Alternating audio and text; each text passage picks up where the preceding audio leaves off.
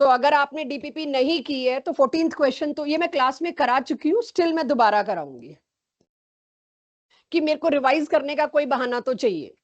तो हमने किया था मोलैरिटी और मोलैलिटी, दो फॉर्मूलाज पे मेन काम। मोल फ्रैक्शन और परसेंटेज तो चलता ही रहेगा, मोल फ्रैक्शन इजी है इसलिए मैं उसकी बात नहीं कर रही। जिसको 14th और 19th आता है वो अपनी डीपीपी करता रहे।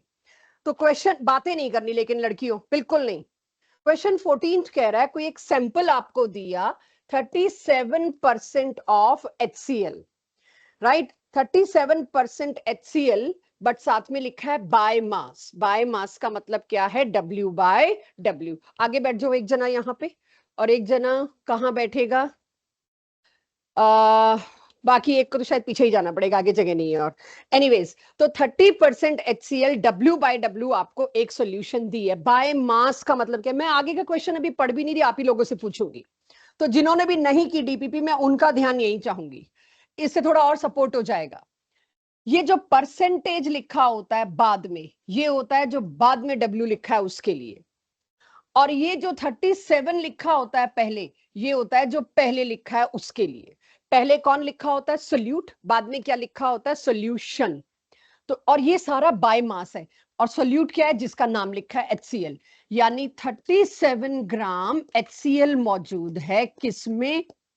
100% का मतलब 100, और W है तो मतलब ग्राम। 100 ग्राम ऑफ सोल्यूशन में, 100 ग्राम सोल्यूशन में कितना HCl मौजूद है? इतना। मैंने भी क्वेश्चन पूरा पढ़ा नहीं है, लेकिन इससे मेरे को चीजें निकालनी चाहिए मुझसे, अगर कुछ पूछा जाए आगे तो क्लैरिटी के लिए सब कुछ लिखना चाहिए। तो इसमें अगर कोई मेरे को कहे सॉल्वेंट कितना, तो 100 माइनस 37 निकाल लेंगे सब लोग, 63। तो यानी सॉल्वेंट इसमें 63 ग्राम्स है। क्वेश्चन पढ़े बिना मैं इतना कर गई, क्योंकि मेरे को W/W में कॉन्फिडेंस लेना है। बस आगे पूछ लिया मोलैलिटी। मोलैलिटी पूछ लिया तो क्या करना है मेरे को? Number of moles by mass of solvent in KGs. Mass of solvent मेरे पास पहले ही है 63, केजी करना है तो 1000 से डिवाइड कर दिया। नंबर ऑफ मोल्स यूरिया के कैसे निकलेंगे? यूरिया का मोलर मास 60, सॉरी, HCl का मोलर मास कितना? Cl होता है 35.5, H होता है 1, तो आ गया 36.5। यहां पर आपने HCl का गिवन मास, उसको मोलर मास से डिवाइड करके नंबर ऑफ मोल्स भी आ गए, तो मोलैलिटी आ गई।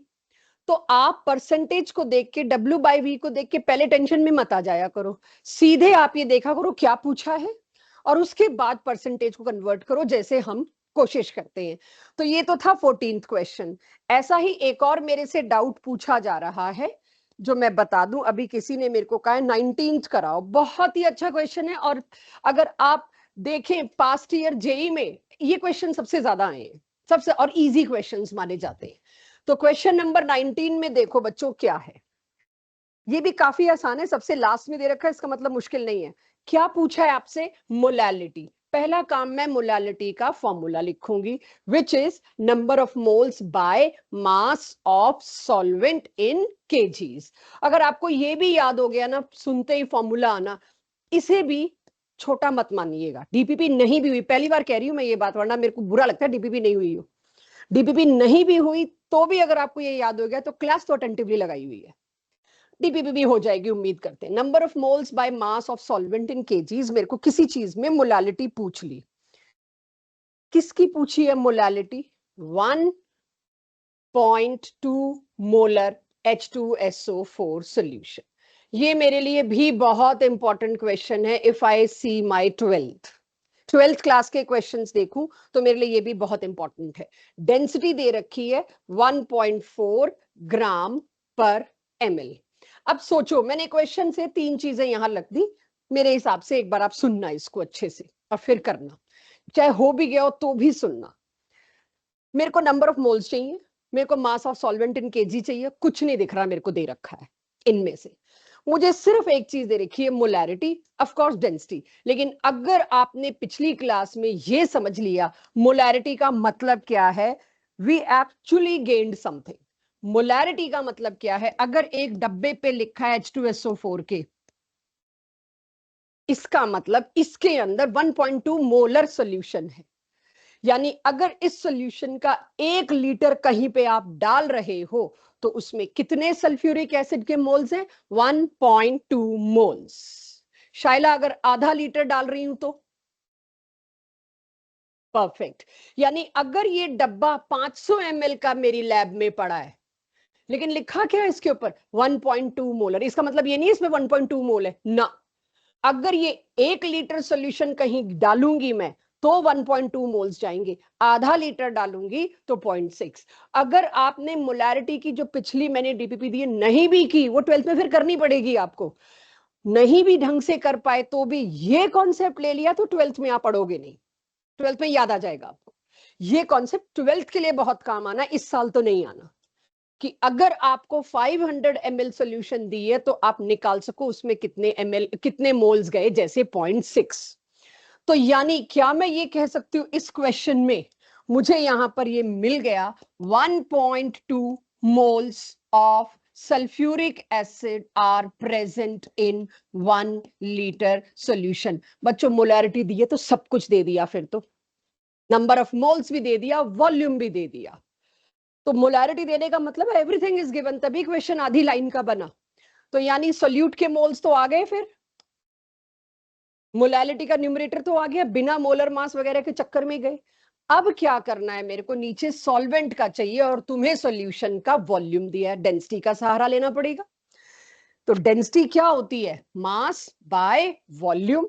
वॉल्यूम तो मेरे को पता ही है, सॉल्यूशन का 1 लीटर लिया तभी 1.2 मोल्स थे। तो 1 लीटर वॉल्यूम सॉल्यूशन को मैं 1000 ml कर दूं यहां पर, क्योंकि डेंसिटी शायद ग्राम पर ml में दी है। सॉल्यूशन का मास आ जाएगा मेरे पास। अब मेरे को डेंसिटी कितनी दी है बच्चों?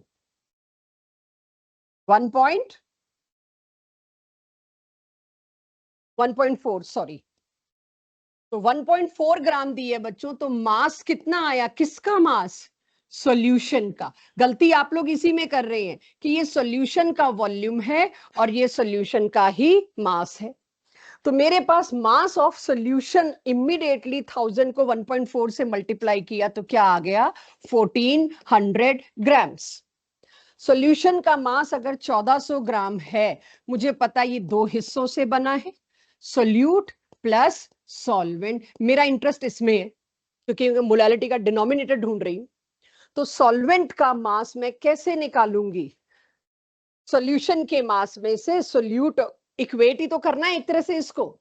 सोल्यूट के कितने मोल्स है बच्चों? 1.2 मोल्स। सोल्यूट कौन सा है? H2SO4।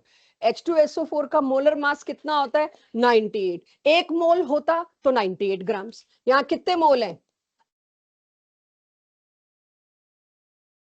आई होप यहां से आप लोग सॉल्वेंट का मास निकाल लोगे, क्वेश्चन मार्क। सॉल्वेंट का मास आते ही आपने मोलैलिटी का जो ऊपर फॉर्मूला लिखा हुआ है वहां ले जाओ इसको, आ गई मोलैलिटी।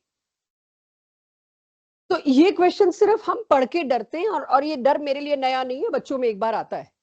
तो अगर आपसे नहीं हो रही, आज भी 4-5 बच्चे थे जिनके साथ मैंने बैठ के किया, आपको लगता है और ट्रस्ट में इसकी सॉल्यूशन बहुत गंदी दे रखी है हमने।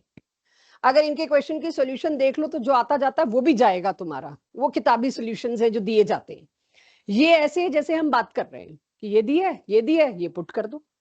क्लियर? किसी को और दिक्कत इसमें? एक आधा मुझे कहा गया आप सी वाटर को एक्वस NaCl की तरह एज्यूम करो। एक्वस NaCl मतलब NaCl इन वाटर, इसकी तरह एज्यूम करो और कुछ नहीं प्रेजेंट है, थोड़ी देर के लिए मान लो। और उसकी डेंसिटी कितनी दे रखी है बच्चों? डेंसिटी दी है 1.025 ग्राम पर ml। इसमें मेरे से सिर्फ ये पूछ लिया गया है कि एट 20 डिग्री उसे साइड में कर देते हैं। NaCl की कॉन्सेंट्रेशन कितनी दे रखी है? 3.5% बाय मास, और इजी कर दिया। बाय मास सीधे लिख के, मेरे को W/W नहीं दिया। पूछा क्या है? मोलैरिटी। सोचो इस क्वेश्चन के 2 पार्ट्स, मोलैलिटी निकालो और मोलैरिटी निकालो। मोलैलिटी निकालना तो मैं लपक लेती, कैसे? सब कुछ बाय मास दिया है। मोलैलिटी में दोनों चीजें मास में चाहिए होती है, ऊपर भी नीचे भी। तो पहले तो मैं सोचूं अगर मोलैलिटी पूछी होती, जो नहीं पूछी, मैं लास्ट की क्लास को, जो लास्ट वाली क्लास थी उसको पूरा कंसोलिडेट कर रही हूँ एक क्वेश्चन में, मोलैलिटी भी लाके मोलैलिटी भी लाके। मोलैलिटी पूछी होती तो मैं क्या करती, number of moles by mass of solvent. अब 3.5% का क्या मतलब है, पनब यही है आप, लग नहीं रहा है मेरे को। 3.5 ग्राम NaCl मौजूद है इन 100 ग्राम ऑफ सॉल्यूशन में। 100 ग्राम में से 3.5 माइनस करूंगी तो मुझे पता है मेरे पास सॉल्वेंट का मास आ जाएगा ग्राम्स में, वो मैंने यहां पुट कर देना है। नंबर ऑफ मोल्स 3.5 ग्राम को मैं 58.5 से डिवाइड कर दूं तो नंबर ऑफ मोल्स भी आ जाएंगे NaCl की। फर्स्ट पार्ट तो होता है अक्सर क्वेश्चन का, मोलैलिटी निकालो, निकाल लीजिए। सेकेंड पार्ट वो है जो मोलैरिटी, जो मैं अब आपको कराऊंगी। तो इस क्वेश्चन में असली में तो मेरे से ये पूछा है मोलैरिटी निकालो, number of moles by volume. Number of moles मैं पहले निकाल के अपने आप को सेव करना चाहूंगी, 3.5 ग्राम्स डिवाइडेड बाय जो NaCl का मोलर मास है 58.5। इन मासेस को केजी में नहीं कन्वर्ट करना होता, ये ध्यान रखना। मोल्स हम ऐसे ही ग्राम्स में निकालते हैं। तो नंबर ऑफ मोल्स तो आपके दिख रहा है, बड़े आराम से आ जाएंगे। पॉइंट है नीचे क्या, वॉल्यूम ऑफ सॉल्यूशन। सॉल्यूशन का मास कितना है 100 ग्राम। अब 100 ग्राम को वॉल्यूम में कन्वर्ट करना है तो डेंसिटी है, आ जाएगा सबके पास। तो जैसे ही आपके पास वॉल्यूम ऑफ सॉल्यूशन आएगा, डेंसिटी का यूज करके यहां पुट कर देंगे। यहां एक सवाल आता है कि मेरे को 100 ग्राम सॉल्यूशन में कितना कम दे रखा है सोल्यूट, बहुत कम दिया है 3.5 ग्राम। जब आप ये दोनों पार्ट्स करेंगे ना, और ये चीज आएगी धीरे धीरे, फर्स्ट और सेकंड, आप देखोगे मोलैरिटी और मोलैलिटी में खास फर्क नहीं आएगा। थोड़ा सा तो आएगा बट खास फर्क नहीं आएगा, सोल्यूट बहुत कम है, सारा तो सॉल्वेंट ही है। तो काफी आसपास आएंगी वैल्यू, एक वैल्यू 0.9 आ रही है तो दूसरी शायद 0.8 आए। I am just telling you, otherwise molarity बहुत पास पास ही आती हैं अगर डेंसिटी कोई बहुत बड़ी वैल्यू नहीं है। ये 1.025 डेंसिटी भी 1 के आसपास ही है। तो यहां पर आपको ये ध्यान रखना है, मोलैलिटी पूछी तो क्या करना होता है, मोलैरिटी पूछी तो क्या करना होता है, सिर्फ डिनोमिनेटर को छेड़ना होता है बस। तो एक क्वेश्चन और इसीलिए मैंने लिया कि थोड़ा और कॉन्फिडेंस है, और किसी को लगता है हमसे नहीं हो रहे तो हमारे साथ बैठिए, नेक्स्ट क्लास में आइए, 1 घंटा पहले, आधा घंटा पहले भी आपको सारे प्रॉब्लमेटिक क्वेश्चन करा देंगे। लेकिन अगली क्लास में आपने अगर होमवर्क पेंडिंग लाया तो मेरे लिए मुश्किल है, क्योंकि अब आज हम इसके बाद, आज के बाद हमें सिर्फ 3 लेक्चर चाहिए चैप्टर खत्म करने के लिए, बहुत टेस्टफुल करने के लिए। तो मैं वेडनेसडे को आपका टेस्ट एक्सपेक्ट कर रही हूँ बैच में, नेक्स्ट वेडनेसडे।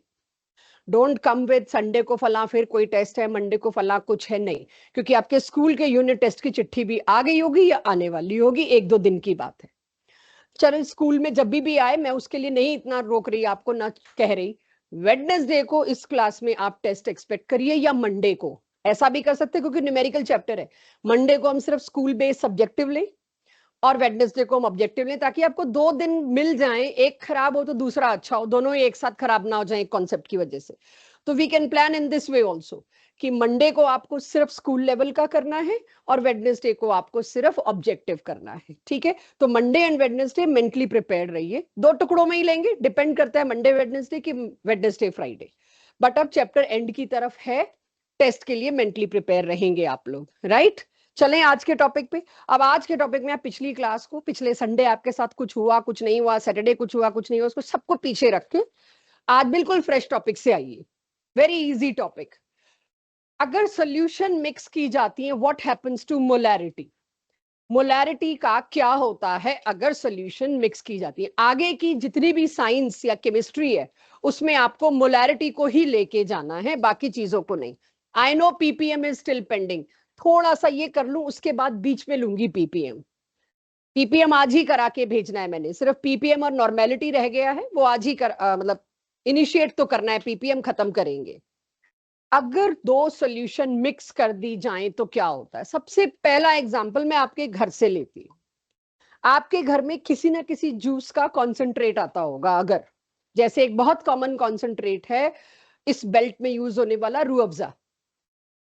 उसको कैसे यूज किया जाता है अगर आप देखें कहीं पर, थोड़ा सा डालते हैं एक ग्लास में, कॉन्सेंट्रेट होता है ना, लीची जूस ले आए आप या किसी भी फ्लेवर की कोई भी स्क्वैश ले आए आप, क्या उसमें क्या होता है पहले तो ये क्लियर कर लेना, उसमें वो फ्रूट नहीं होता जिसका नाम लिख रखा होता है, कोई ना गुलाब की पत्तियों से बन रहा है रूह अफ़ज़ा, ठीक है, उसमें एस्टर्स डाले जाते हैं खुशबू के लिए और चीनी डाली जाती है टेस्ट के लिए। तो अब वो आप क्या करते हो, स्क्वैश का थोड़ा सा 5 ml या 10 ml एक ग्लास में डालते हो, उसके अंदर ऊपर से क्या डालते हैं, बहुत सारा वाटर, इसको कहते हैं डाइल्यूशन। डाइल्यूट करना मतलब सिर्फ और सिर्फ सॉल्वेंट डालना, सोल्यूट ना आप निकाल रहे हो। आप ज्यादा पानी डाल दोगे तो फीका लगेगा, कम पानी डालोगे तो बहुत ज्यादा मीठा लगेगा। डाइल्यूशन कर रहे हो आप, उसके अंदर से निकाल कुछ भी नहीं रहे। तो अगर मैं आपको कहूं डाइल्यूशन का मतलब क्लियर है, तो सच में क्लियर है डाइल्यूशन का मतलब।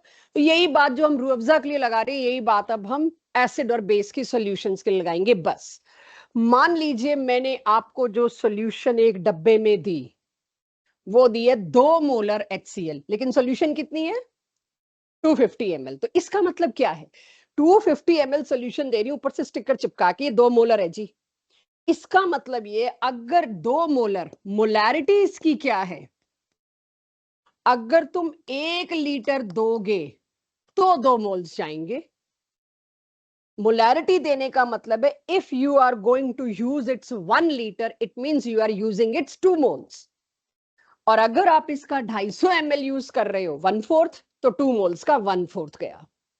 ऐसे इंजेक्टेबल्स लगाए जाते हैं कि अगर आपको कहा जाता है कि कोई पेन किलर देना है जिसमें 1.05 मिलीग्राम मॉर्फिन डालना है किसी की बॉडी में पेन किलर के तौर पे आफ्टर सर्जरी, तो उनके पास जो सोल्यूशन होती है उस पर मोलैरिटी का लेबल चिपका होता है। उन्हें यह पता होता है इस पेशेंट की बॉडी में अगर 1 ml इंजेक्ट कर दिया मतलब वो 2 मिलीग्राम मॉर्फिन जाएगा, विच कैन बी फेटल। मुझे उसकी बॉडी में 1.02 ग्राम मिलीग्राम मॉर्फिन इंजेक्ट करना, तो मेरे को वॉल्यूम थोड़ा और कम लेना पड़ेगा। ये मतलब होता है, उनके भी मोलैरिटी चिपकी होती है इंजेक्शंस पे। तो मोलैरिटी का मतलब है पूरा 1 लीटर किसी को दिया तो उसके अंदर गए 2 मोल्स। यहां पर 250 ml दिया है लेकिन लेबल चिपका है 2 मोलर। 1 लीटर में 2 मोल से 250 ml में कितने हैं, 2/4। ये आ गया तो आपको 12th में मोलैरिटी में कभी कोई दिक्कत नहीं आएगी, यही जाना है आगे बस। तो ये मेरे पास था। अब ये टिक टिक ना करो पेन की भाई, इसमें मैं वॉल्यूम डबल कर दूं, 250 ml पानी और डाल दूं। क्या लिखा है क्या नहीं लिखा भूल जाओ। क्या लगता है मोलैरिटी घटेगी कि बढ़ेगी, वॉल्यूम डिनोमिनेटर में आता है, आप वॉल्यूम बढ़ा रहे हो, नंबर ऑफ मोल्स तो आप छू भी नहीं रहे, वो तो जितने थे उतने ही है। आपने वॉल्यूम बढ़ा दिया मतलब सॉल्यूशन को डाइल्यूट कर दिया। सॉल्यूशन को डाइल्यूट करने का मतलब क्या है, जो सॉल्यूशन आपको काफी मीठी लग रही थी उसमें पानी डबल कर दिया तो अब आपको काफी फीकी लगेगी। मतलब क्या है, कॉन्सेंट्रेशन घट गई, कॉन्सेंट्रेशन डिक्रीज हो गई। किसकी कॉन्सेंट्रेशन घट गई, सोल्यूट की, जिसकी वजह से मिठास थी। आप देखिए चीनी के पानी में अगर आप पानी और मिला दो तो फीका लगता है, तो क्या किसी ने चीनी निकाली उसमें से ना, सोल्यूट किसी ने भी नहीं निकाले। उसमें क्या हुआ, सॉल्वेंट बढ़ा के डाल दिया। तो वही बात है, अगर 1 ग्लास पानी में 1 चम्मच नमक डाल के आपको पीने को कहा जाए, यू विल वॉमिट। जब किसी केस में वॉमिटिंग करानी होती है तो सबसे पहला काम करते हैं नमक वाला पानी पिलाते हैं कि नमक वाला पानी इंड्यूस करता है वॉमिटिंग को। नमक वाले पानी को आपको दिया जाए 1 चम्मच नमक 1 ग्लास पानी में, you can not drink it. वही नमक वाला पानी का ग्लास में 1 बाल्टी में डाल दूं, भरी बाल्टी में, वो फिर भी शायद आप पी सकें, हालांकि पता चलेगा कि इसमें नमक है, टेस्ट अच्छा नहीं आएगा। वही बाल्टी भर के पानी में 100 लीटर के टैंकर में डाल दूं, पता भी नहीं चलेगा किसी को उसके अंदर नमक था कि नहीं, जबकि था। तो कंसंट्रेशन घटती गई क्योंकि पानी बढ़ता गया। मेरी आज की क्लास सिर्फ यही है, बस थ्योरी इतनी थी कि अगर आप सोल्यूट को नहीं छेड़ोगे, सिर्फ सॉल्वेंट बढ़ाते या घटाते जाओगे तो कंसंट्रेशन पे असर पड़ेगा। That is why we are, ये एक बड़ा लॉजिकल सा टॉपिक है, when different solutions are mixed. इसमें मैं आपको बस ट्रिक्स देती जाऊंगी। अब तो पहली चीज, अगर मैंने डाइल्यूट किया तो नई मोलैरिटी क्या होगी, मैं ये पूछती हूँ, सवाल मेरा पहला ये है। तो नई मोलैरिटी का मतलब क्या है, मोलैरिटी का फॉर्मूला तो एक ही होता है। मैं सबसे पहले लिखूंगी जी मोलैरिटी का फॉर्मूला तो ये है, नंबर ऑफ मोल्स तो उतने ही हैं जितने पहले थे, हम उनसे पूछ लेंगे भाई कितने थे। तो नंबर ऑफ मोल्स को तो कोई हाथ ही नहीं लगा रहा। वॉल्यूम कितना है, नया वॉल्यूम 500 ml, तो यहां मैं 250 की जगह क्या पुट करूंगी, 500। तो जो भी नई मोलैरिटी आएगी उससे तो कम ही होगी, तो मोलैरिटी ऑलवेज डिक्रीजेस, ये मुझे पता चला। अब कैसे इसको आगे फॉर्मूला पे लेके आना, एक लौता फॉर्मूला है आज की क्लास में, वो सुनिएगा ताकि आपको ऐसा ना लगे फॉर्मूला रटा दिया। इसके अंदर पहले क्या था, 2 मोलर सोल्यूशन 250 ml की। और मैं आपसे पूछूं, ये भी एक क्वेश्चन है, लास्ट क्लास के टेस्ट में भी गया है और लास्ट डीपीपी में भी गया है, कि एक सोल्यूशन है 2 मोलर जिसके अंदर 250 ml है, जिसकी इतनी देर से मैं प्रैक्टिस कर रही हूँ, how many moles are present. तो एक तो हमने वैसे ही निकाल लिया, 1000 में 2 होते, 250 में कितने होंगे। लेकिन फिर भी कोई कहे नहीं हमें ये नहीं तरीका समझ आता, हमें तो ऐसे ही निकालने हैं। Molarity is number of moles by volume. Molarity कितनी गिवन है बच्चों, 2। वॉल्यूम कितना है, 250 ml। आप before diluting number of moles कितने थे, सबको दिख रहा है, M1V1। बिफोर वाले को 1 कह दिया, नंबर ऑफ मोल्स थे M1V1। आफ्टर डाइल्यूटिंग जब आपने वॉल्यूम एकदम बढ़ा दिया, तब नई मोलैरिटी क्या आनी है, M2, क्योंकि वॉल्यूम बदल गया, नंबर ऑफ मोल्स तो उतने ही है, वो तो आपको बता ही दिया। तो तब मोलैरिटी कितनी हुई, इतनी। नंबर ऑफ मोल्स तब कितने हैं, वो नहीं बदले, डाइल्यूशन में नंबर ऑफ मोल्स सेम रहेगा। तो बाद में नंबर ऑफ मोल्स कितने हैं, M2V2। I know LHS and I know RHS, दोनों में नंबर ऑफ मोल तो सेम है। जब इस इक्वेशन की ये वाली साइड इक्वल हुई, तो LHS इक्वल है तो RHS तो इक्वल होगा ही होगा। इट मींस व्हाट, डाइल्यूशन के केसेस में before dilution number of moles is equals to after dilution of, therefore I can say M1V1 is equals to M2V2। जब मैं आपको नॉर्मेलिटी पढ़ाऊंगी तो यही बोल दूंगी, जो जो कुछ भी तुमने मोलैरिटी के लिए पढ़ा है, डिट्टो कॉपी पेस्ट नॉर्मेलिटी, वहां बोल देंगे N1V1 is equals to N2V2, ये होगा बस। तो इस तरह से आप लोगों को ये वाला एक फॉर्मूला आज इंड्यूस करना है और उसके क्वेश्चंस करने हैं। तो अब कोई इस चीज को लिखना चाहे जरूर लिखे, कि कल को आप डाइल्यूशन के कॉन्सेप्ट में कंफ्यूज होते हैं तो ये बस, इसमें आज तो मैं आपको ट्रिक ही करती रहूंगी जी। लास्ट में volume increases that is dilution increases, मतलब वॉल्यूम इंक्रीज का मतलब डाइल्यूशन होता है, इंक्रीजेस वर्ड बार बार नहीं। अगर आप पानी का वॉल्यूम बढ़ा रहे हैं उसका मतलब डाइल्यूशन है। आप कुछ पूछ रहे थे बेटा, decreases, right? Increase in dilution means decrease in concentration, where we are expressing concentration in molarity। आज की क्लास में concentration का expression molarity रहेगा। परसेंटेज में भी डिक्रीज हो रही है, हर चीज में डिक्रीज हो रही है, but we are focusing today only on molarity. ठीक है, सो अब मैं आपसे अगर पूछूं ये सॉल्यूशन इतने मोलर इतने ml, नई सॉल्यूशन मैंने आपको दी इतने ml, नई मोलैरिटी निकाल दो, निकाल पाएंगे, M1V1 is equals to M2V2 से। तो अब आप पे विश्वास नहीं कर रही मैं कि आप निकाल पाएंगे, मैं निकलवाने वाली हूं। सो पॉइंट इज, जैसे जैसे डाइल्यूशन बढ़ता जाएगा मोलैरिटी घटती जाएगी, मोलैलिटी घटती जाएगी, परसेंटेज घटता जाएगा, बट हम अभी सिर्फ मोलैरिटी की बात करेंगे। कॉन्सेंट्रेशन टर्म, मोलैरिटी ज्यादा लंबी जानी है। तो इतना क्लियर हो गया सबको, आगे चल सकते हैं। चलिए अब यहां से मैं शुरू करती हूं क्वेश्चन नंबर 1 किधर गया। डीपीपी सबके पास पहुंची, कोई ऐसा जिसके पास ना पहुंची हो? चलिए कोई बात नहीं, मत देखो डीपीपी, मैं नहीं पहुंची, मैम ने देख लिया, अपने आप पहुंचा रहे हैं आपके पास, इधर कुणाल के पास भी नहीं आई है। अब सभी लोग, अब हमने सिर्फ डीपीपी करनी है, पढ़ाने को बस यही है।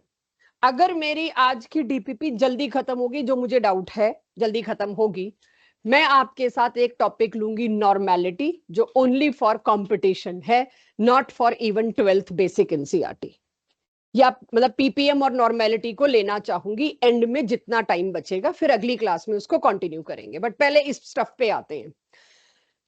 सॉल्यूशन तभी बनती है कोई जब 2 3 4 चीजें जिन्हें मिक्स कर रहे हो वो आपस में ना रिएक्ट कर जाए।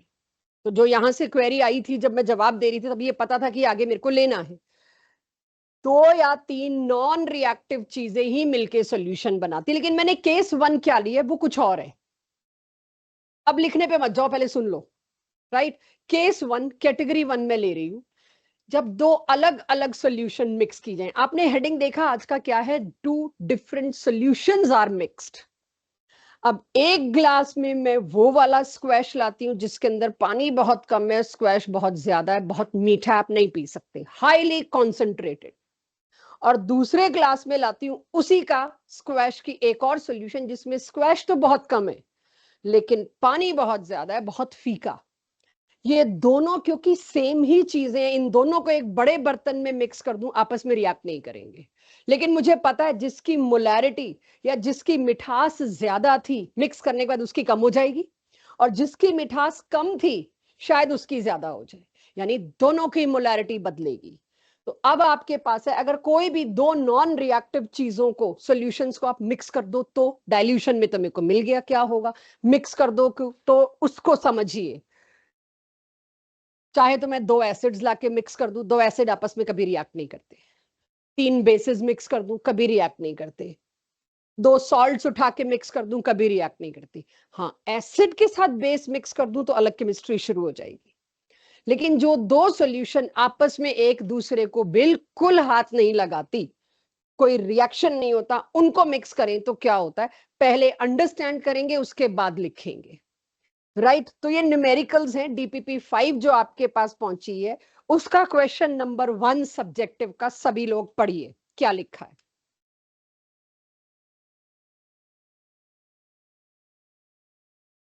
केस 1 के न्यूमेरिकल्स हैं, 4-5 डीपीपी में मिल जाएंगे, 2-3 आपको आज के टेस्ट में मिल जाएंगे।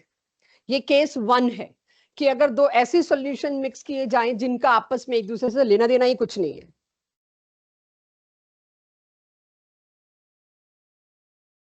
तो डीपीपी 5 का सब्जेक्टिव क्वेश्चन सबसे पहले वाला देख रहे हैं आप, जिसमें लिखा है 35 ml 2.40 molar HCl solution is।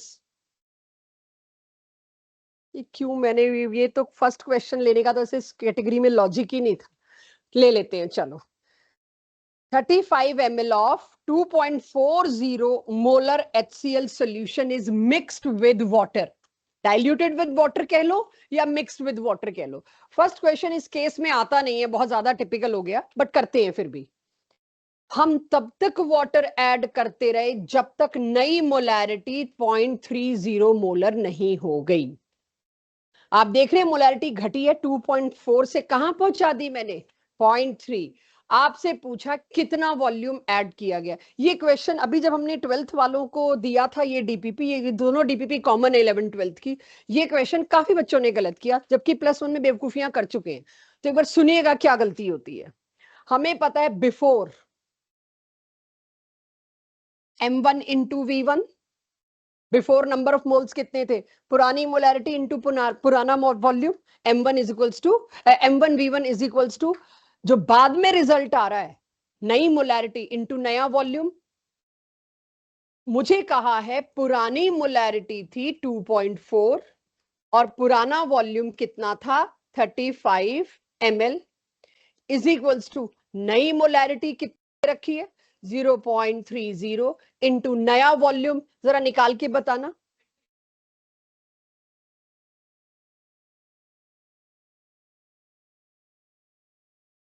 Millilitre को कोई लीटर में कन्वर्ट करने की कोशिश मत करना, दोनों साइड करोगे बात एक ही है। इधर भी 1000 से डिवाइड करोगे, इधर भी 1000 से डिवाइड करोगे, वो कट जाना है। तो दोनों साइड ml है, दोनों साइड लीटर है, एक ही बात है, क्योंकि वो तो कट जाना है। देखो बच्चों, कितने ml वॉल्यूम नया आया, 280 मिलीलीटर, जो मुझे अभी ज्यादा लोगों से सुनने को मिल रहा है। तो आपके पास ये इंटीजर टाइप क्वेश्चन होता तो मेरा क्या आंसर देते, 280 ml, यही देते आंसर। क्वेश्चन दोबारा पढ़ो, कितना ऐड करना पड़ा वाटर वो पूछा है। नया वॉल्यूम 280 बना, एग्रीड, बट उसमें वाटर और कितना ऐड करना पड़ा, पहले कितना वाटर पड़ा था पहले से 35 ml। ये बेवकूफी होती है, 280 माइनस 35 करना पड़ेगा, क्योंकि हाउ मच वाटर एडेड, कितना ऐड करना पड़ा ये पूछा गया था। तो यही ट्रिक करना है आज मुझे, बस आपको छोटे छोटे ऐसी ट्रिक्स लाके आपके साथ डीपीपी करनी है। क्लियर हो गया सबको? तो this should be your answer. Integer type में मेरे को ये गलती नहीं चाहिए। अब हो जाएगा सबसे first question.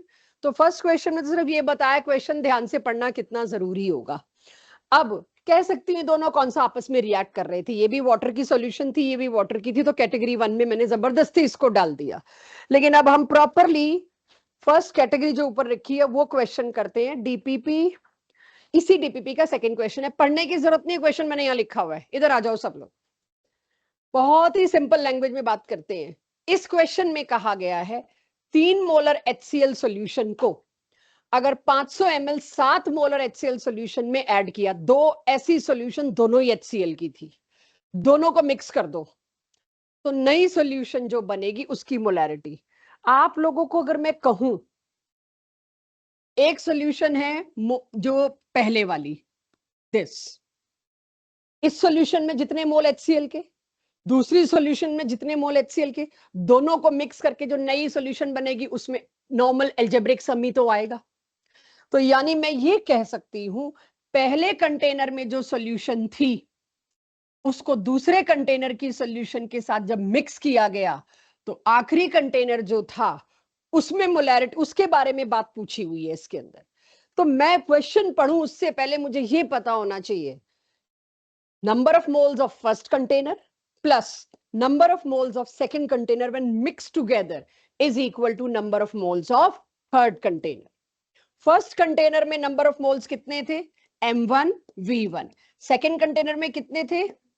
M2 V2 is equals to third container में कितने थे? M3। बट मुझे पता है V3 क्या है, दोनों वॉल्यूम जो मिक्स किए उसका सम। अब क्वेश्चन नंबर सेकंड करो जरा एक बार और मुझे आंसर बताओ। मैंने क्वेश्चन पहले पढ़ने नहीं दिया था, कॉन्सेप्ट बताना था। क्वेश्चन नंबर 2 करिए और मुझे बताने की कोशिश करिए क्या है इसमें।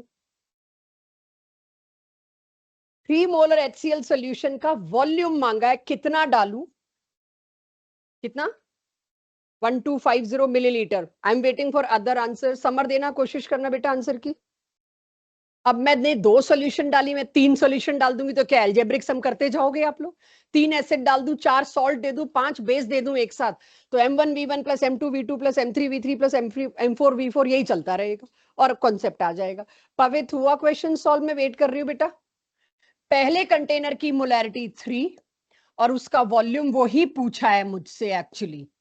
दूसरे कंटेनर की मोलैरिटी 7 और उसका वॉल्यूम है 500 ml। तीसरे कंटेनर में सॉल्यूशन बनी 4 मोलर और उनका वॉल्यूम सॉल्यूशन का कितना होगा? V1 plus V2। अब V1 नहीं है मेरे पास, दे रखा है उसके अंदर शायद टोटल वॉल्यूम, देखो बच्चों, रुको रुको,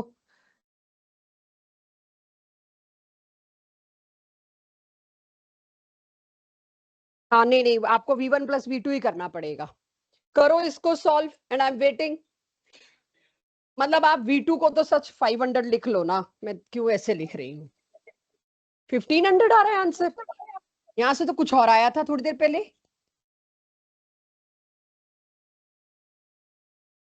1250 दिया था कुछ लोगों ने, एक बार चेक करो बच्चों। सॉल्व करो, इक्वेशन बना के घुसो इसके अंदर। यहाँ पे सबसे मुश्किल क्वेश्चन यही था, बस यही M1 V1 is M2 V2 कराना है। मैंने सोचा 2 ले आऊं तो M3 V3 आ जाए। M3 V3 में भी सबसे औखा यही था कि किसी को ये इक्वेशन मिले, भाई 2 बार V1 मिले तो थोड़ा सा इधर उधर इक्वेशन में ले जाना पड़े बस। Anyone who is not able to do this question, question number 2 कर पाएंगे सभी लोग? देखना ज्योति मैम कोई अगर नहीं कर पा रहा है तो चलो, तब तक मैं थर्ड क्वेश्चन के लिए आपका वेट कर रही हूँ। करिए अपनी कॉपीज में, मैं भी घुसती हूँ पहुंचती हूँ आपके पास अगर जरूरत है। Somebody needs for third question raise hand. Second complete करने के बाद डू थर्ड क्वेश्चन। मेरे को थर्ड क्वेश्चन में शायद ये कहा है 50 ml इतने मोलर सल्फ्यूरिक एसिड के अंदर अगर मैंने एक और सल्फ्यूरिक एसिड सॉल्यूशन डाली जिसकी मोलैरिटी इतनी, वॉल्यूम इतना, तो नई जो सॉल्यूशन बनी उसकी मोलैरिटी कितनी? तो पुरानी पहली सॉल्यूशन को मैं कर दूं M1 और ये रहा उसका V1 is plus, sorry, add क्या किया मैंने? M2 इंटू V2, तो मेरे पास आ गया M1V1 plus M2V2 is equals to M3V3। अब ये M3V3 क्या होता है? Resultant solution. मेरे से रिजल्टेंट सोल्यूशन की मोलैरिटी पूछ ली। जब इन दोनों को मिक्स किया है सुहानी, मुझे बताओ वॉल्यूम क्या आया होगा दोनों को मिक्स करके? बताओ कितना, वही पूछ रही हूँ। 50 प्लस 150 200 ml। तो मेरे पास वॉल्यूम आ गया, ये दोनों आ गए। बस करो। Anyone who is not able to do fourth and fifth question, feel free to ask me. मेरे को आंसर का कुछ पता नहीं, मल्टीप्लाई डिवाइड तुम कर लोगे। ये आंसर बताओ जिसका हो गया हो थर्ड। 0.4 समथिंग आ रहा है ज्यादातर लोगों का। सौरेश मैंने सारा बता दिया, अब वैल्यू तुमने पुट करनी है यार। ये मैं कई दिन से लगी हूं, मैं मल्टीप्लाई डिवाइड पे अपनी क्लास नहीं लगाना चाह रही।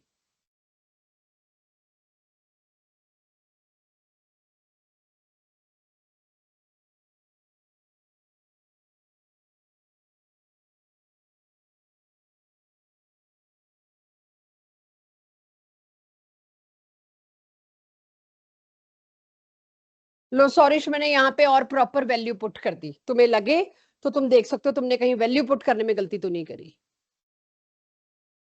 फोर्थ और फिफ्थ खुद के लिए। अनंत हो गए। प्रणव कौन से वाले पे हो? गुनीश कौन से वाले पे हो? बोलो। कुछ कह रहे हो नमन? नहीं नेगेटिव नहीं हो सकती मोलैरिटी। कॉन्सेंट्रेशन, हाँ। फिर कुछ क्वेश्चन की प्रिंटिंग में मिस्टेक है अगर नेगेटिव आ रही है सबकी तो। पता नहीं किसकी नेगेटिव आ रही है। मैं अगर किसी केस में मोलैरिटी नेगेटिव आ रही है तो क्वेश्चन में वैल्यू मैंने गलत दे डाली है। Molarity negative never possible, it will be a news, हम छप जाएंगे अखबार में।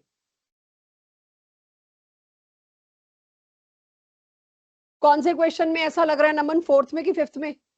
फोर्थ में।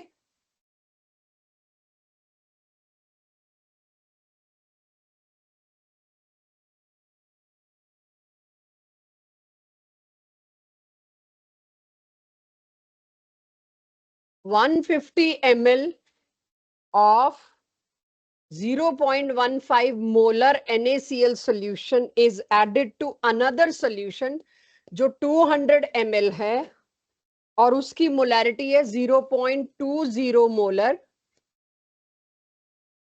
तो उनको समझाती हूं मैं ये क्वेश्चन, बाकी अपना आगे वाला करते रहे। क्वेश्चन फोर्थ है, कोई समझने वाला? हाँ, क्वेश्चन फोर्थ कह रहा है मेरे को 150 ml 0.15 मोलर सॉल्यूशन का, किसी एक चीज का NaCl का मिक्स किया 200 ml सॉल्यूशन जिसका 0.2 मोलर मेरे को मोलैरिटी दी। अब इसमें आगे कहा गया है एंड रिजल्टिंग सॉल्यूशन, इन दोनों को मिक्स करके जो रिजल्टिंग सॉल्यूशन बनी, जो भी बनी वो तो मैंने बनाई दी यहां पर। उसके आगे कहा गया इसको फिर मिक्स किया 150 ml NaCl की सॉल्यूशन जिसकी मोलैरिटी अननोन है, और molarity of the final solution, जो फाइनल सॉल्यूशन बनी उसकी मोलैरिटी इतनी है। अंशिका मेरे को फाइनल वॉल्यूम कितना मिला? 500। तो ये डायरेक्टली वही था M1V1 plus M2V2 plus M3V3 is equals to M4V4।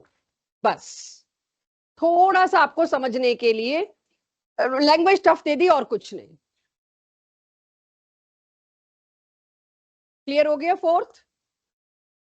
अब मैं क्वेश्चन सिक्स का मान लू हो गया, क्वेश्चन सिक्स तक सबका। अब नो मैम कहां से आया? अच्छा, कहाँ अटक रहे देते हैं, सबसे पहले आंसर देने वाली अटकी पड़ी है आज। सिक्स का आया कि नहीं अभी तक? जी सिक्स नहीं आया, बताइयो मेरे को कराना पड़ेगा। मेरे को लगा तुम लोग कह रहे हो मैम ये तो हो ही जाएगा। लोग तो यहाँ आंसर बहुत अच्छे से दे चुके हैं, बहुत पहले से। ले है क्या इसमें? What volume of 6 molar? भाई जिनका सिक्स्थ क्वेश्चन नहीं आया उनके लिए लिख रही हूं मैं। 6 मोलर H2SO4 सॉल्यूशन ली, तो ये रहा 6 मोलर। उसका कितना वॉल्यूम चाहिए ताकि उससे एक ऐसी सॉल्यूशन बन सके जिसकी मोलैरिटी 0.4 हो और जिसका वॉल्यूम 250 ml हो? अब बताओ अविरल क्या करे? कुछ और ही कर रहे थे, वो तो लग ही रहा है। खैर एनीवेज, फोर्थ का आंसर तो मेरे को तो याद तो नहीं, बट 0.4 आया था शायद। अच्छा अच्छा, 0.416। चलो, अब मैंने जितना टाइम तुम लोगों को M1 V1 M2 V2 में देना था दे दिया। अब जरा सबके सब इधर आइए। जो तुम्हें हम देख लेना, आज का कोई सब्जेक्टिव टेस्ट बना पड़ा है या हमें ऑब्जेक्टिव ही देना है पनव को और प्रांशी को?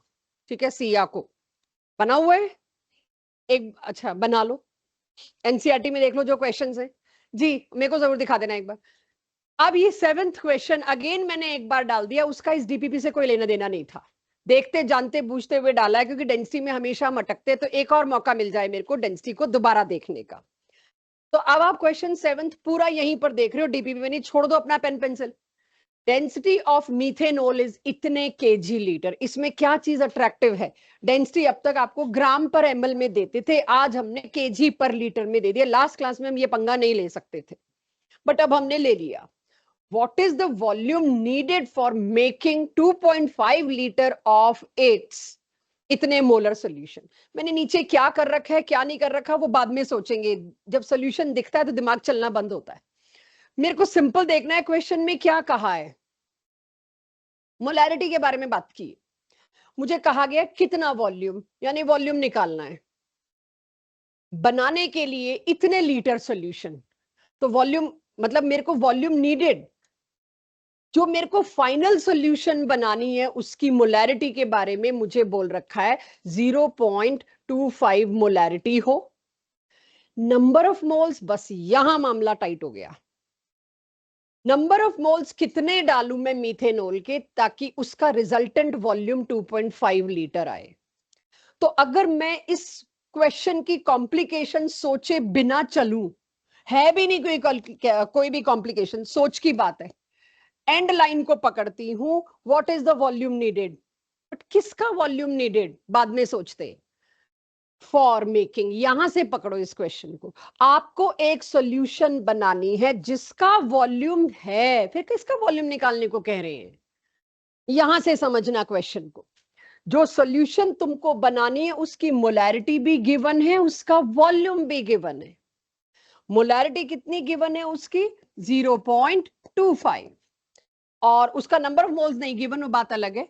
और मेरे को उसका वॉल्यूम भी गिवन है 2.5 लीटर्स। क्यों मैंने आज के लिए रखा ये क्वेश्चन इस डीपीपी के लिए? अब मेरे को 2 बार वॉल्यूम बोल दिया इस क्वेश्चन में, मुझे समझ नहीं आ रहा वॉल्यूम निकालना है कि वॉल्यूम गिवन है। तो इस क्वेश्चन को लास्ट से देखूं तो मेरे को एक सॉल्यूशन तैयार करने का टारगेट मिला है इतने मोलर, और उसका जो कंटेनर का वॉल्यूम, उस सॉल्यूशन का वॉल्यूम है 2.5 लीटर्स। इतना पता है बस। कुछ तो नंबर ऑफ मोल से लेना देना है इसका, कि मेरे से अगर ये पूछ लेते कितने number of moles of methanol लाऊं, तो मैं फटाफट परसेंटेज मांगती, कुछ मांगती, ग्राम्स बाय मोलर मास करके दे देती। यहां नंबर ऑफ मोल्स देने का तरीका बदल गया। क्या तरीका था?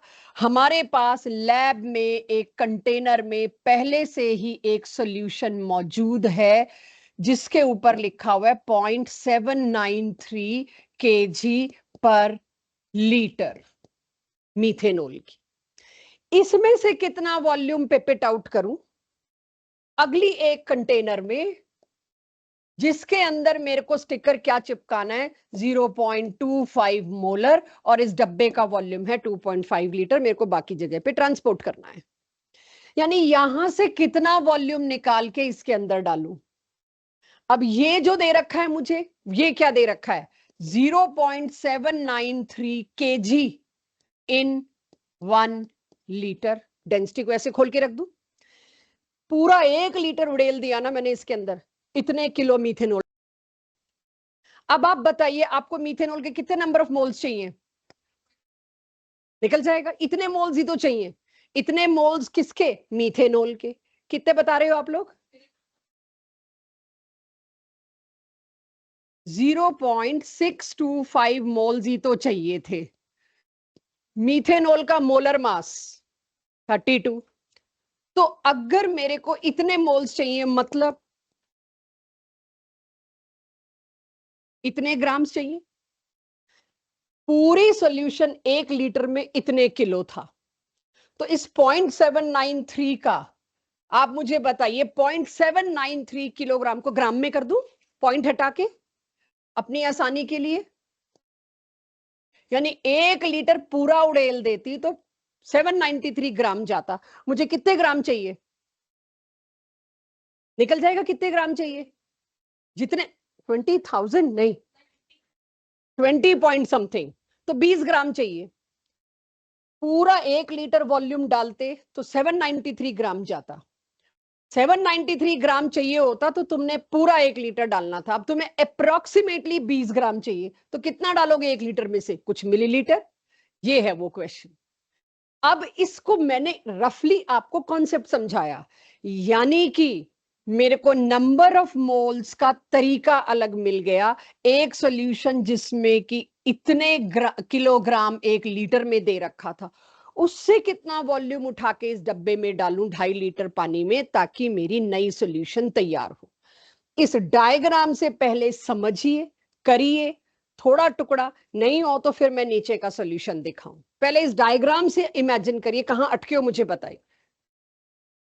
हो जाएगा, मेरे को आंसर नहीं चाहिए, पहले इस डायग्राम से समझो मेरे को नंबर ऑफ मोल्स देने का क्या तरीका ढूंढा अगलों ने।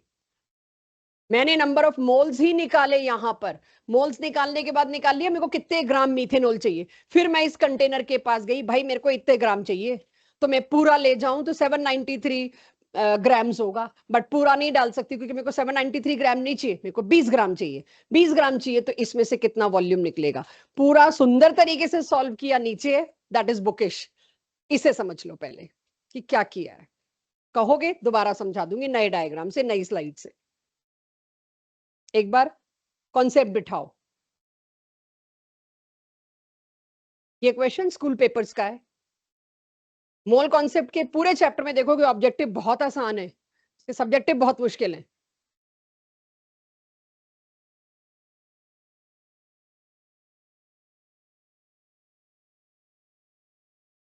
किसी को भी नोट करते वक्त समझ ना आए मुझे बताइए, पहले इस कॉन्सेप्ट को नोट जरूर करिए, काफी दरवाजे खुलेंगे कि मैंने क्या किया है। मेरे पास जो फाइनल सॉल्यूशन बनानी थी, मेरा एम था ऐसी सॉल्यूशन इतने वॉल्यूम की बनानी है, तो पहले मैंने नंबर ऑफ मोल्स निकाला, फिर मैंने निकाला कितने ग्राम मेरे को मीथेनॉल चाहिए, फिर वो मीथेनॉल मांगने लैब में गई, लैब असिस्टेंट ने ये आगे कर दिया, ले लो। तो मुझे पता होना चाहिए मेरे को इसमें से कितना वॉल्यूम निकाल के लेके जाना है। इसे अपनी कॉपी में स्टेप्स में करो, ये बहुत अच्छी अंडरस्टैंडिंग देगा आगे के लिए कि ऐसे भी सॉल्यूशन बनाए जा सकते हैं और पूछे जा सकते हैं। मतलब एक बार आपके हाथ से डायग्राम बन गया ना, आपने अपने आप को समझा दिया, यहां स्ट्रगल कम होगी।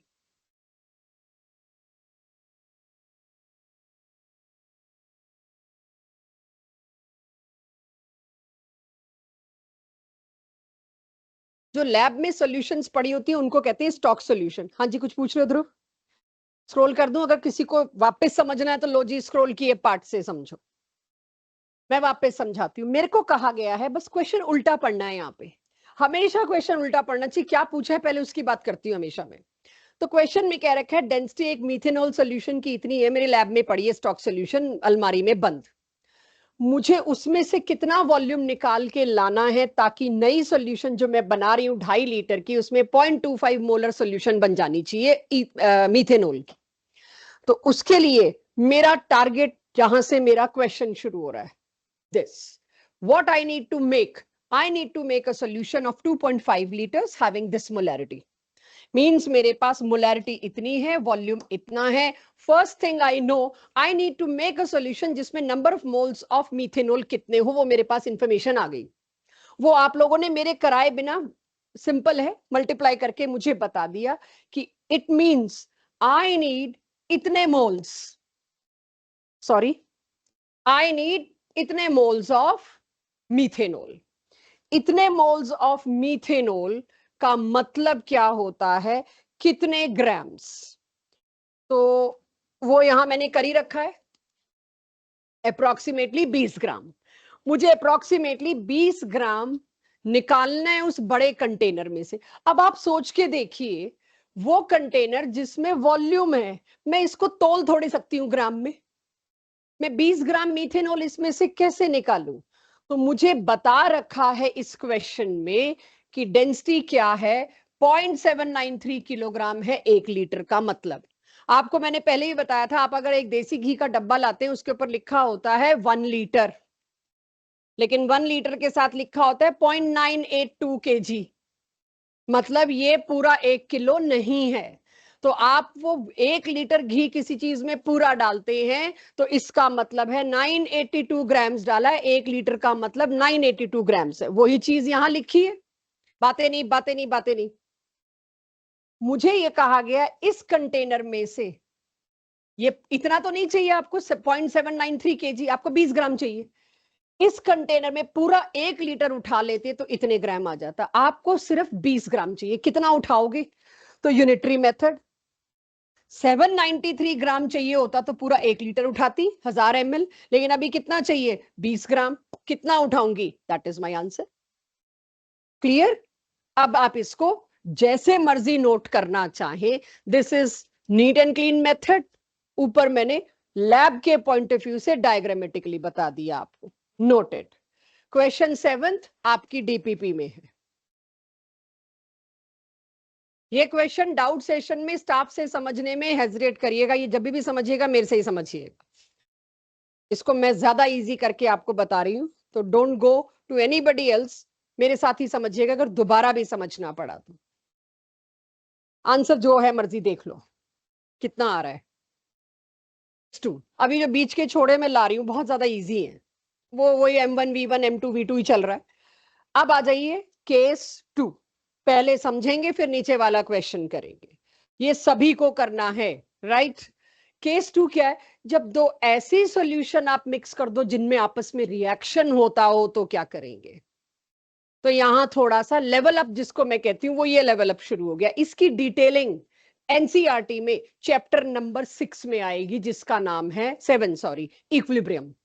6 ही होगा, हाँ, वॉल्यूम 1 का आखिरी चैप्टर। तो ये एनसीईआरटी का हिस्सा है। जो मेरी आज की डीबीबी में एनसीईआरटी का हिस्सा नहीं बना, ये चैप्टर 6 में एनसीईआरटी का हिस्सा बनेगा। So everybody is expected to understand this. अगर मैंने आपको कहा मैं एक सोल्यूशन तो 25 ml एसिड की डाल रही हूँ, दूसरी सोल्यूशन, अपनी गट फीलिंग से जवाब देना, यहां जो लिखा है उसको भूल जाओ। एक सोल्यूशन 25 ml एसिड की डाल रही हूँ, दूसरी सोल्यूशन 25 ml बेस की डाल रही हूँ। जो नई सोल्यूशन बनेगी वो एसिडिक होगी कि बेसिक होगी? न्यूट्रल होगी। सबके सब गलत साबित होगी, पर ठीक है, अभी तो गट फीलिंग से जवाब दिया। मैम बराबर बराबर एसिड और बेस डाल रहे हो, भाई उसमें how much acid how much base ये जाने बिना तुम कैसे कह सकते हो कि न्यूट्रल है? अगर एसिड के मोल बेस के मोल के बराबर हुए तो वो न्यूट्रल है। मोल कैसे निकालते हैं? M1V1 एसिड के मोल्स, M2V2, सुनना यही, M1V1 एसिड के मोल्स, M2V2 बेस के moles. If both are equal, M1V1 is equals to M2V2, solution is neutral। वही M1V1 के अंदर ही आ गई ये बात, ऑब्जेक्टिव में तो पूछ लेंगे मुझसे। तो इस बात को अब जरा, एक तो होता है हवा में समझाना और समझना, एक होता है फिर पेन पेपर से समझना, तो उसे समझिए। अगर मैंने 2 मोलर HCl डाला, सोल्यूशन एक बीकर में ली 25 ml, सामने दूसरा बीकर में ले आई 50 ml NaOH, तो आप कहोगे दुगना है जी। ना, दुगना तिगुना वॉल्यूम से नहीं पता चलता। अब 0.3 मोलर NaOH। आपसे सीधा सवाल, अभी तो इससे ज्यादा पूछ भी नहीं सकते क्योंकि इसके बाद आपको इसके आगे की केमिस्ट्री चाहिए। सिर्फ इतना पूछ सकती हूं आज और इस चैप्टर में, रिजल्टेंट सोल्यूशन एसिडिक होगी, बेसिक होगी कि न्यूट्रल होगी, और you can not comment, hold it. मेरे को तो नहीं आता ये ऐसे बोलना, और जो एसिडिक बोल रहे हैं शायद गलती ना हो जाए। पहले मैं number of moles of acid A निकालूंगी, वो क्या होगा? M1V1। मोलैरिटी के फॉर्मूले को मैंने सिंपल ही तो कर दिया, मोलैरिटी होता है N/V, नंबर ऑफ मोल्स क्या होता है? M/V। तो M1V1 की जगह हाँ ये कर सकते हो आप, पसंद ना आए तो आप एसिड एसिड लिख दो। इसके नंबर ऑफ मोल्स कितने आए बच्चों? 2 × 25 कर दो, तो ये जो मोल्स आएंगे मिली मोल्स आएंगे, शायद मिलीलीटर चल रहा है, तो 2 × 25 कितना लिख दूं? 50 मिलीमोल्स, क्योंकि मिली अभी चल रहा है, मैंने लीटर में कन्वर्ट नहीं किया, तो कितने मिलीमोल्स आए? 50 मिलीमोल्स। इधर निकलवाओ बेस के मोल्स कितने, बेस के मोल्स में निकालूं तो 0.3 इंटू 50, हाउ मच? 15 मिलीमोल्स। क्या चीज ज्यादा है? अब देखो, ये ज्यादा है कि ये एसिड ज्यादा है? ध्यान से सुनना, 50 मिलीमोल एसिड है, 15 मिलीमोल बेस है, तो 15 मिलीमोल बेस ने एटलीस्ट 15 मिलीमोल एसिड को तो न्यूट्रलाइज कर दिया होगा। कितने मिलीमोल्स एसिड के बचे? गुड, यहां तक तो आ गए तुम लोग। अब अगर मैं अलग कलर इस्तेमाल कर रही हूं तो कुछ ध्यान देना है। 25 बोला तुम लोगों ने, अच्छा 15 माइनस करना था, sorry sorry. 35 millimoles of acid बचा। जब इतना एसिड बचा तो ये तो पक्का क्या है, सॉल्यूशन एसिडिक है। कितने मिलीमोल्स है तुम्हारे पास आ गया। अच्छा, दोनों को मिक्स करके नया वॉल्यूम क्या बना है? अगर इसमें आगे चैप्टर नंबर 6 में मैं तुम्हारे से जो सवाल पूछूंगी, आज तो नहीं, रिजल्टेंट मोलैरिटी ऑफ एसिड बताओ, तो एसिड के मोल्स कितने बचे? 35 मिलीमोल्स। तो अब 35 मिली को मैं ये कर दूं, वॉल्यूम कितना आया टोटल? मिलीलीटर। तो इसको मैं लीटर में कर दूं, नए बचे हुए एसिड की मोलैरिटी भी मैंने वही तरीके से दे दी। इसके बाद तो चैप्टर बदलते जाएंगे और बात खुलती जाएगी। तो मैंने ये क्यों किया, आपको यहां तक क्यों पहुंचाया? इस टॉपिक की वैल्यू बताने के लिए। ये आपका इक्विलिब्रियम चैप्टर का एनसीईआरटी का क्वेश्चन है, रिजल्टेंट एसिड की मोलैरिटी बताओ। अब अगर ये मेरे टेस्ट में आ जाए, मेरी डीपीपी में आ जाए, डोंट से मी कि आपने क्यों दे दिया, मैं दूंगी। चैप्टर टेस्ट में जरूर मिलेगा, डीपीपीज में मिलेगा कि क्या बचा, क्या जो इस वक्त इतना कर रहा है। एक स्टेप के लिए मैं छठे चैप्टर का वेट नहीं कर सकती, आपके भूलने का वेट नहीं कर सकती। वहां हम कह देंगे कर लिया हमने, 2 क्वेश्चन रिवाइज करा देंगे, क्योंकि आता तो असली दूसरी बारी में ही है। तो अब आप इस क्वेश्चन को जरा इत्मीनान से नोट करिए, फिर एक और क्वेश्चन करते हैं इसके ऊपर। अभी तो आपको एसिडिक बेसिक ही बताना होगा, आज के टेस्ट में तो आप सिर्फ एसिडिक बेसिक बताओगे मेरे को, लेकिन एट द एंड यहां तक तो पहुंचना है, इसीलिए माई ट्राई कि वहां तक पहुंचे। बहुत अच्छे से करिएगा, 6 चैप्टर में रिपीट है ये बात, सिर्फ मोलैरिटी मिलेगी आगे के चैप्टर्स में आपको।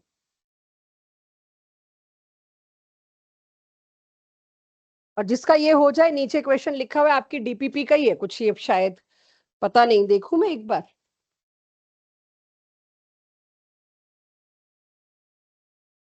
8th क्वेश्चन है डीपीपी का, ऑब्जेक्टिव का, हाँ जो ऑब्जेक्टिव का 8th है, तो जिसको ना दिख रहा हो अपनी डीपीपी में देख ले। मैंने वैसे क्वेश्चन 2 लिख दिया है इसको, ये ऑब्जेक्टिव का डीपीपी 8 है। पहले इसे डीपीपी का, हाँ फिर गड़बड़ हो जाएगी, क्वेश्चन ही बदल जाएगा। छोड़ दो, पहले इसको सब लोग नोट कर लो।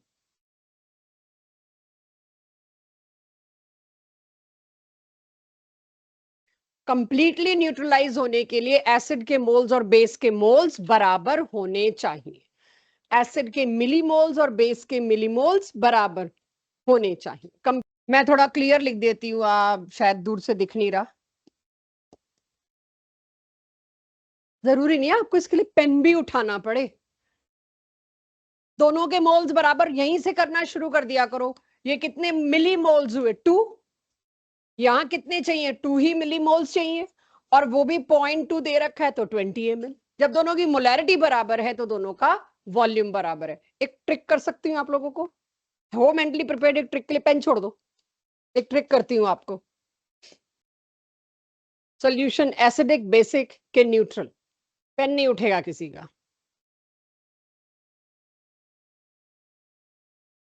एसिड और बेस बचपन में क्या पढ़ा है?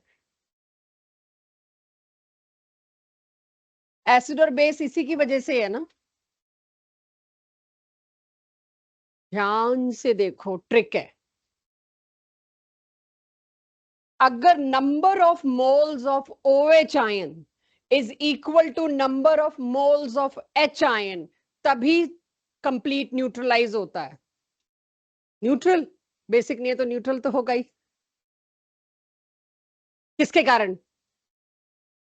यस, इधर देखिए, आप सबसे पहले क्या करते हो, आप नंबर ऑफ मोल्स मिलीमोल्स निकाल रहे हो पहले तो, ठीक है, आपके साथ निकाल लेते हैं। नंबर ऑफ मिलीमोल्स में क्या ही जा रहा है, मिलीमोल्स इतने हैं बच्चों, किसके, OH माइनस के। H प्लस के मिलीमोल्स कितने हैं, 25। यही गलत हो गए हम। 0.5 मोलर H2SO4, H कितने प्रोड्यूस करेगा, डबल। तो इसको पहले इंटू 2 करना था, उसके बाद 50 ml करना था। मेरे ख्याल ये भी सेम ही आ जाएगा, न्यूट्रल। तो अब ये इसके आगे अगर मैं जाऊं तो वो मेरा पूरा 6 चैप्टर ही खुल जाएगा। लेकिन ये कोई ऐसा नहीं था जो आप नहीं कर सकते। अब क्यों मेरे को 6 चैप्टर का सहारा लेना पड़ेगा, आपको नहीं पता इसमें कितने हैं, आप तो देख के 3 कर दोगे, 3H। तो केमिकल इक्विलिब्रियम और आयनिक इक्विलिब्रियम बताएगा कौन सा H एसिडिक होता है, कौन सा H एसिडिक नहीं होता, तब मैं इसमें ढंग के क्वेश्चन ला पाऊंगी कि इसमें क्या है। क्योंकि ये आपको, मुझे मतलब मुझे नहीं पता आपको आता है कि नहीं, 10th तक पढ़ाया नहीं जाता सारे एसिड, 3 एसिड पढ़ा के भेज देते हैं 11th क्लास में, HCl, H2SO4, HNO3। कोई चौथा एसिड बता सकते हो, ये मैं बताना जो मैंने लिखा था, H3PO4, H3PO4 और PO3 भूल जाओ, और H2CO3। Acetic acid, acetic acid में कितने H होते हैं, जो 4। हो गया मेरा हो गया, मैं नहीं पूछ सकती इससे आगे। एसिटिक एसिड में अब मेरा यही हो गया, ओनली 1, ठीक है, 4 नहीं, ठीक है, टोटल H थोड़ी पूछे। बस अब यही पूरी एक लेक्चर लगेगा जब हम एसिड बेस पढ़ेंगे सही तरीके से, ठीक है। तो इतना आपको पता होना चाहिए, अगर किसी क्वेश्चन में हम इस चैप्टर में आपको यहां लिख के दे रहे हैं तो वो प्रोटॉन प्रोड्यूस ही हो रहे होंगे, हम वो वाले दे ही नहीं सकते जो आपको पता नहीं है। तो अगर मैं H3PO4 दे दूं, H3PO2 दे दूं, जो भी दूं, कुछ सोच के आप अभी उसके 3H ही मानोगे, या आपको हमसे पूछना पड़ेगा। आप अपने हिसाब से गट फीलिंग पे नहीं चलेंगे, हम आपको देंगे ही वो जिसका आपको पता लग सके। तो ये एक ऐसी चलते चलते पूछ लिया, मुझे लगा पूछ लेती हूँ, हो जाएगा ना ये। चलिए एक और क्वेश्चन यहाँ पे,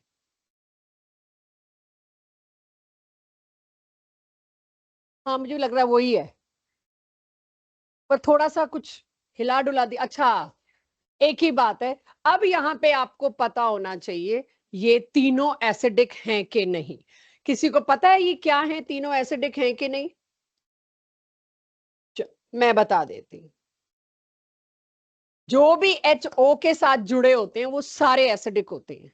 मैंने आपको H3PO4 का स्ट्रक्चर दे दिया, जो अगला चैप्टर मेरा यही है, ये स्ट्रक्चर मैंने कैसे बनाया, यही है अगला चैप्टर, केमिकल बॉन्डिंग। उससे पहले बताने में हमें थोड़ी हेजिटेशन होती है, बट वही मैंने कहा, अगर मैं आपको कोई एसिड दूंगी तो मैं ये सोच के दूंगी आप इन तीनों को ही लोगे, which is fair for you.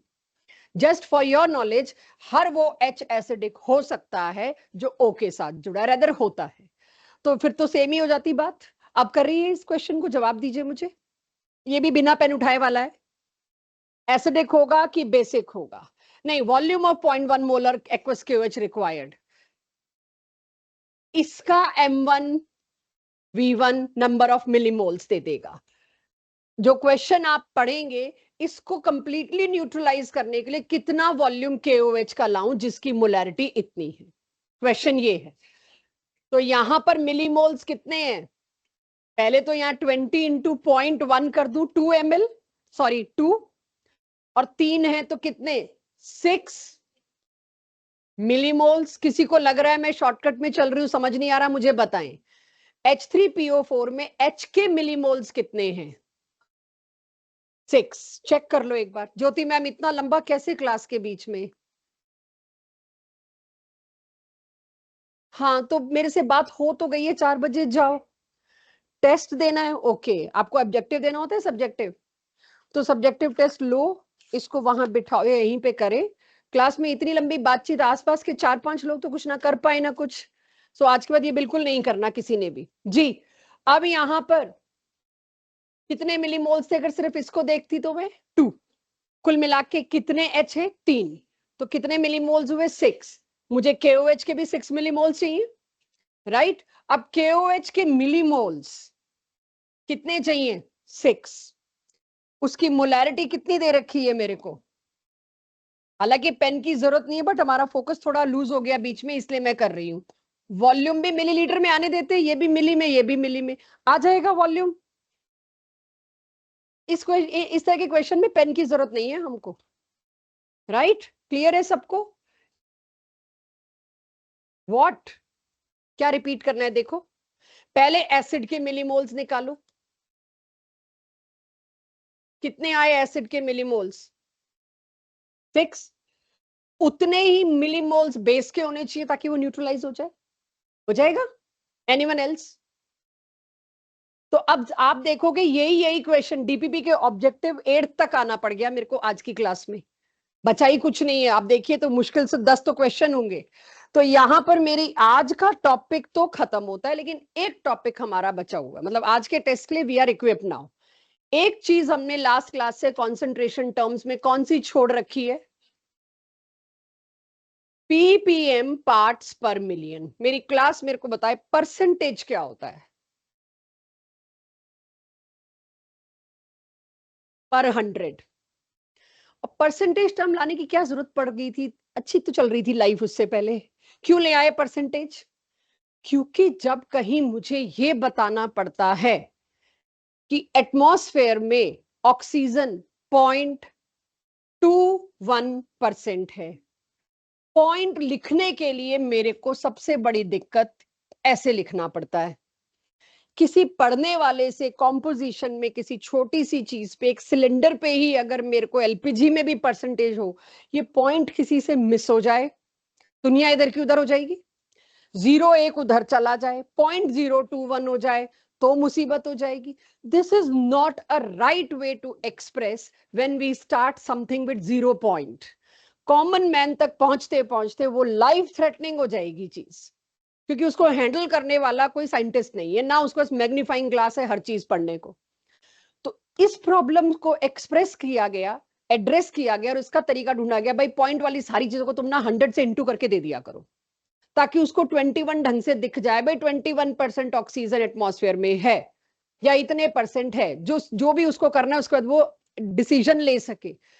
अगर कोई मेरे को डिसीजन लेना है, मेरे पास इतना टाइम नहीं है गलती कर सकूं, पॉइंट में गलती होगी, तो चीजों को आसान और डुएबल करने के लिए हमें परसेंटेज लानी पड़ी। अब आज मैं सी वाटर के अंदर रिसर्च करने जा रही हूँ, भाई इसमें कितना NaCl है, कितना Ki है, कितना KCl है, कितने सॉल्ट है। हजारों सॉल्ट है सी वाटर में। पता चलता है मेरे को सी वाटर में जो एक चीज मौजूद है, उसकी कॉन्सेंट्रेशन है, जिसके फोन में 0 ज्यादा होते हैं उसको रॉन्ग नंबर बहुत आते हैं।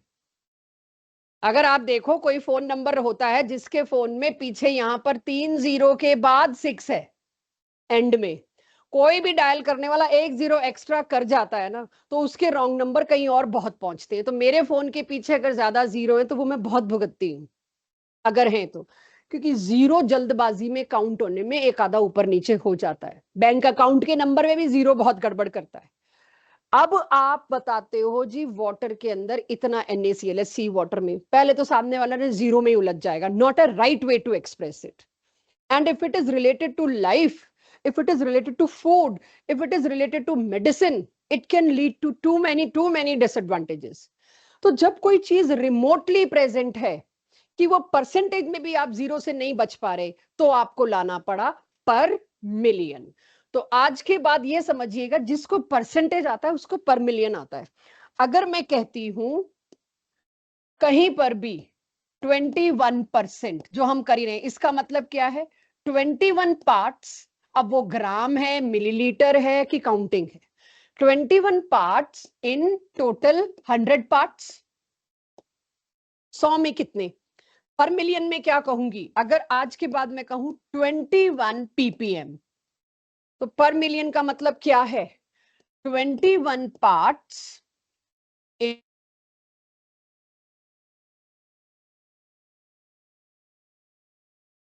एग्जाम्पल रोजमर्रा की लाइफ में वाटर की हार्डनेस मेजर करना, वाटर की हार्डनेस के हिसाब से आपके घर में वाटर प्यूरिफायर में कुछ सेटिंग की जाती है कि आपको कौन सा प्यूरिफायर चाहिए, आपको उसमें लेवल 4 चाहिए, लेवल 5 चाहिए कि लेवल 3 चाहिए। और किसी ने कहा आपके यहाँ जो वाटर है उसकी हार्डनेस है 200 ppm। जनरली 200 ppm का मतलब क्या है, 1 मिलियन वाटर के अंदर 200 जो भी चीज की वजह से हार्डनेस है वो 200 है। तो अगर अब मेरे को कोई कहे पीपीएम निकालते कैसे, जैसे परसेंटेज निकालते। कैसे, देखिए, नंबर या ग्राम जो भी आप कहें, कितने पार्ट्स हैं डिवाइडेड बाय टोटल कितने थे इनटू 100 की जगह अब क्या हो जाएगा 10 की पावर 6। जैसे परसेंटेज में हर चीज को आप इनटू 100 करते थे, इसमें हर चीज को आप 10 की पावर 6 करेंगे। ये होता है आपका पीपीएम। तो आज वाली डीपीपी में शायद पीपीएम का कोई क्वेश्चन हो। ये क्वेश्चन क्लास 12th की एनसीईआरटी का है और यही क्वेश्चन क्लास 11th की एनसीईआरटी में, सेम क्वेश्चन दोनों साल में प्रिंटेड है। ये क्वेश्चन करिए मेरे साथ और क्लास खत्म करते हैं। Question number 8। A sample of drinking water found to be severely contaminated with chloroform. Chloroform मिला वाटर के सैंपल में, ड्रिंकिंग वाटर के सैंपल में, which is suppose to be carcinogenic. Carcinogenic मतलब cancer causing. The level of contamination was 15 ppm by mass. अगर मेरे को दे रखा है 15 ppm तो मैं इसका क्या मतलब लूंगी। 15 ppm बाय मास मतलब 15 ग्राम CHCl3 क्लोरोफॉर्म मौजूद था इन 10 की power 6 gram of sample of water. अब मेरे को कहा है इसको परसेंट में करो जी। तो देखिए इसको परसेंट में कैसे करते हैं, मेरे को जैसे मार्क्स की परसेंटेज निकालनी है मैं निकाल लूंगी। 15 पार्ट्स थे क्लोरोफॉर्म के, किसमें 10 की पावर 6 ग्राम्स में। इसको अगर मेरे को परसेंटेज में करना है तो परसेंटेज के लिए क्या करते हैं, इनटू 100। That's my answer. क्या आएगा आंसर निकाल के बताना सॉरिश इसका।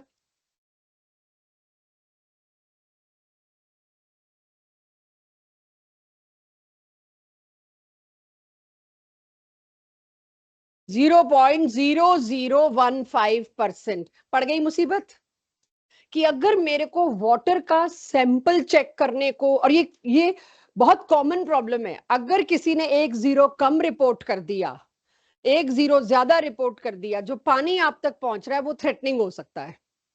कि हमें पता है जो पानी आपको पीने को मिल रहा है उसमें क्लोरोफॉर्म की लिमिट इसको क्रॉस नहीं करनी चाहिए, इससे बहुत कम होनी चाहिए।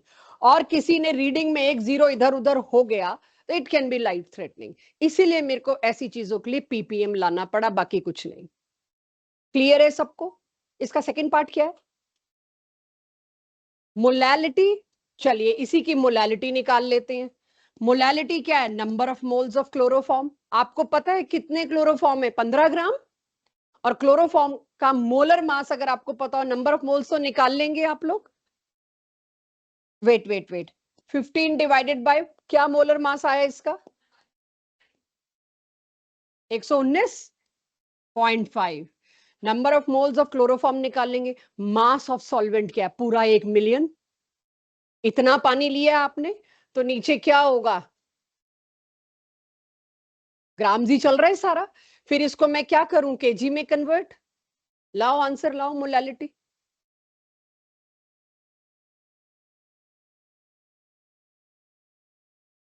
ये आएगा आंसर, इसको सॉल्व कर लो तो।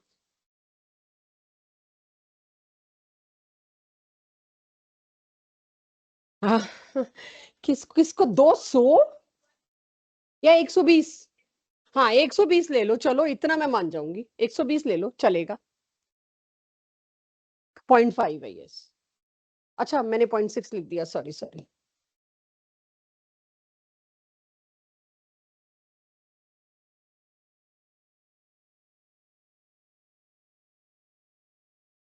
अब बाकी का आप कर ही लोगे बिल्कुल, इसका डिवाइड आप लोग कर लेंगे। पॉइंट ये था यहाँ कहने का, जिसको परसेंटेज आता है उसको पीपीएम आता है। मतलब पीपीएम इज नथिंग, पर 100 की जगह पर मिलियन। तो जितने भी पोल्यूटेंट की रिपोर्ट है, जितने भी केमिकल्स जो आपके हवा पानी में घुसे हुए हैं, उनकी रिपोर्ट हमेशा इसमें दी जाती है, क्योंकि they are remotely present. Answer answer नहीं चाहिए मेरे को, कॉन्सेप्ट आ गया सबको, कैलकुलेशन आराम से करना। तो ये थी आज की क्लास।